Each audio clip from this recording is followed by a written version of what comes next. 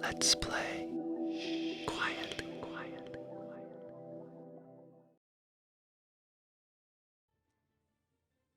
Hey everybody, this is Brian here from Let's Play Quietly, and I am playing more Overwatch. As you can see, I am playing Orisa again, and this is another match on the Temple of Anubis map. I apologize because I think my last video was also on Temple of Anubis, but that seems to be the luck of the draw. Anyway, I actually love this map, so I'm fine with that, and this is an interesting match because it did not necessarily turn out how I expected it to. As you can see, we're starting off here, we're on defense, and Torbjorn is setting up a turret.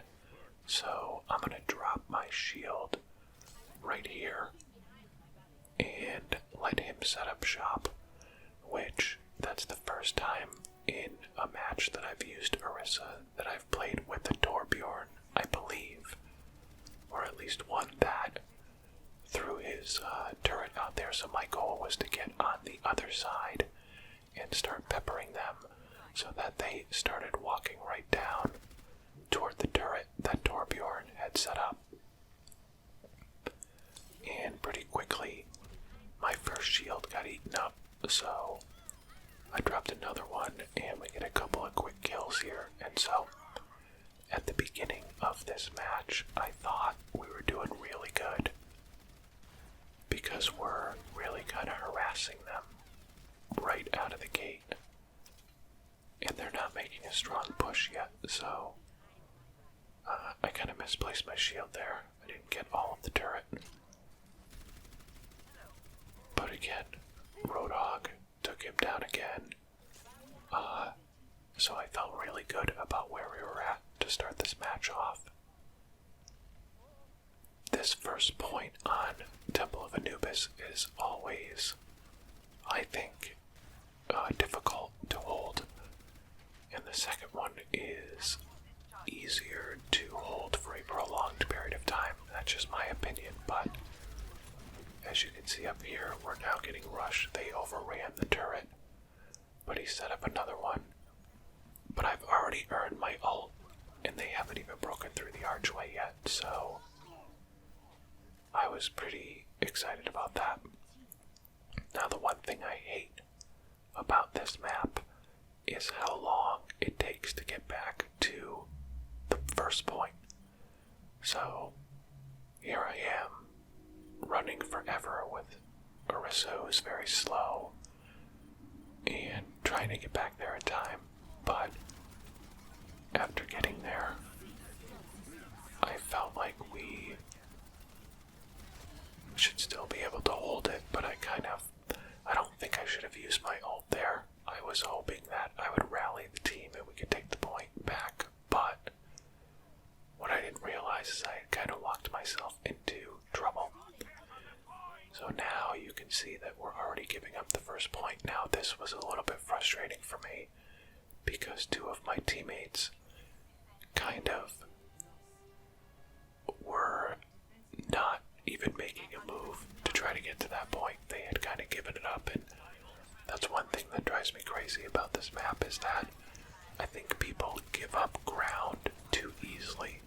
Like, we let them right here come all the way to the temple without trying to slow them down in the alleyway leading up to the temple. Now, in the grand scheme of things, that might not be a huge deal, but I don't like giving up big chunks of ground without a fight. So, they basically are already able to set up shop right outside the archway that comes into this final point. And they made a good rush right now, early, toward the point. I mean, we barely fended them off there. So you've got, I know they have a Roadhog. I'm trying to see who else they have. And I know they have a Mercy, I believe. And you have D.Va who went in with her ult right there, and I thought I was going to clear my jump and get off the platform, but I didn't make it in time. So here in the middle of the match, I'm thinking like, we're going to get killed. They're already taking the point. They almost take it here. Look at how much is left. It's like a sliver. They almost took that point right there, and the match would have been over.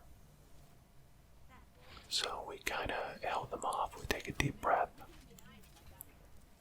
Now we have a Zenyatta and an Ana. And I knew that I could hear Tracer coming, harassing from the side. And I took a risk here in trying to do a one-on-one. And I got lucky, because a lot of times Tracer will just blink around me and kill me in a situation like that. But ended up taking her out. I have another ult. And I'm at this point hoping to save it for when the team makes a big push, but then all of a sudden our point is being taken again. And I just tried to take out that D.Va before I got killed, because I figured the rest of my teammates could take Lucio out there. But I felt like we're kind of on our heels here.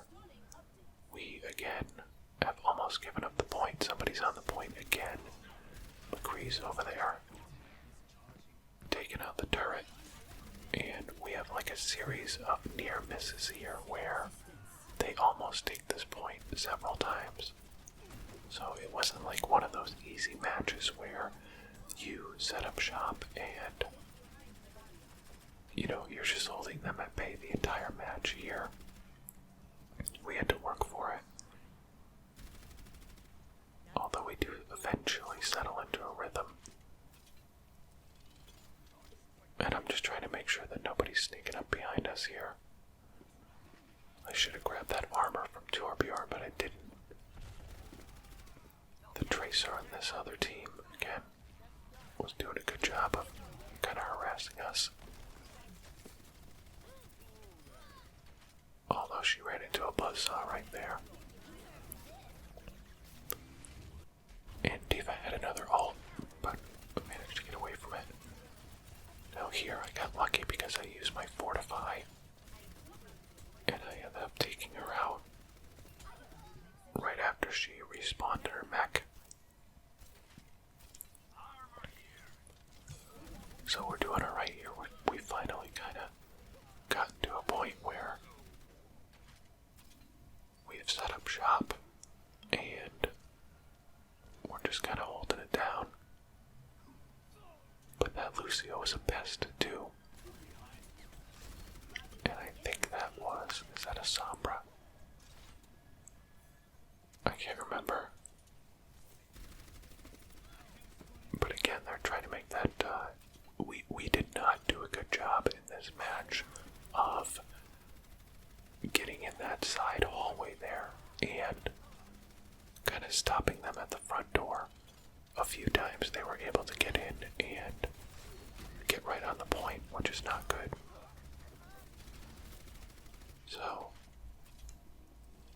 that's something to think about, and I don't know, like sometimes if it makes sense for me to try to go in there and hold the fort.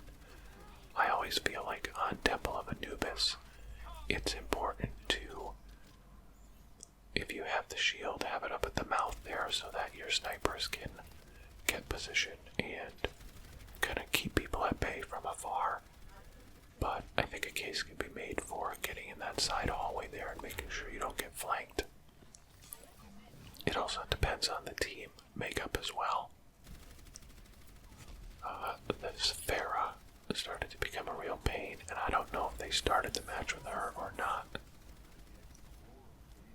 Again, with that one, I probably used that way too early.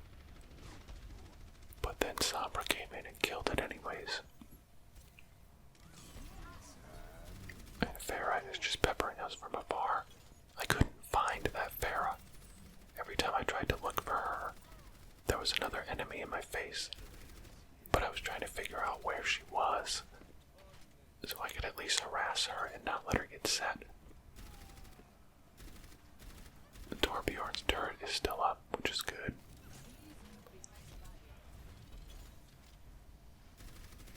Yeah, and there's that Pharaoh again.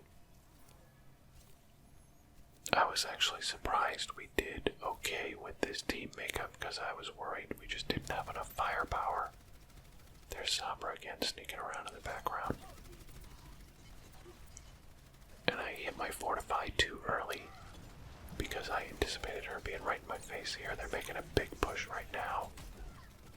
And again, I'm just trying to take D.Va out. And we managed to hold them off again. So this is like 3 times now that we really kind of had them on the point and were able to fend them off.